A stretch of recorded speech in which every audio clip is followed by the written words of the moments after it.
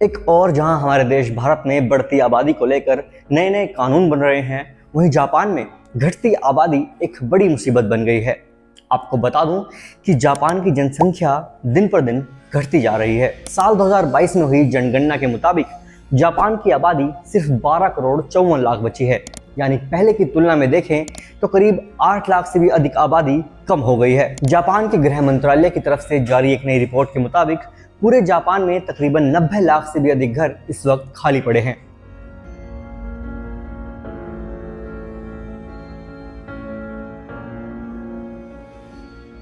ये numbers New York में रहने वाले व्यक्तियों की संख्या से भी ज्यादा है। ये आंकड़ा जापान के सभी आवासीय संपत्तियों का 13.8% है, जो कि बेहद ज्यादा है।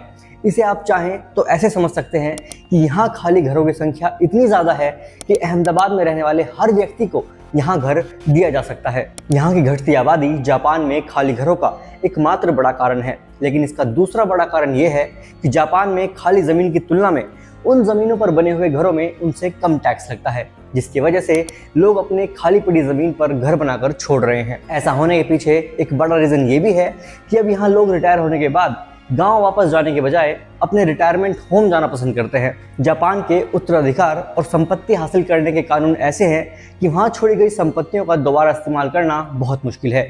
यदि जापान में किसी घर के मालिक की मौत हो जाती है तो उसकी पत्नी को घर का आधा हिस्सा दिया जाता है और आधा हिस्सा उसके बच्चों के बीच बांट दिया जाता है। लेकिन अगर एक भी उत्तराधिकारी अपने हिस्से के घर को बेचने से सहमत ना हो तो कानून के मुताबिक वो घर वैसे ही पड़ा रहता है। सबसे पहले जापान के गांव में जनसंख्या में भारी गिरावट देखने को मिली थी, जिसकी वजह से वहां काफी अधिक संख्या में अकिया यानी कि वो घर जिनमें अब कोई नहीं रहता, जो निर्जन घर होते हैं, वो बढ़ गए थे। लेकिन अब छोटे और बड़े दोनों ही तरह के शहरों में अकिया की संख्या तेजी से बढ़ रही है।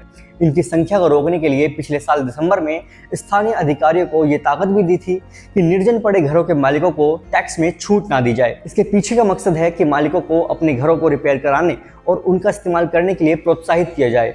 मालिक चाहे तो अपने खाली पड़े घरों और जमीनों को बिल्डर्स को बेच सकते हैं, जो उनका सही इस्तेमाल कर पाए।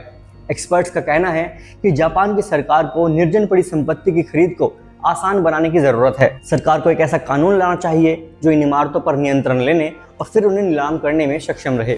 यदि इसे लेकर कुछ भी नहीं किया गया तो समस्या और भी बदतर हो जाएगी, क्योंकि जापान की जनसंख्या में गिरावट जारी है और खाली घरों की संख्या भी दिन पर दिन बढ़ती जा रही है।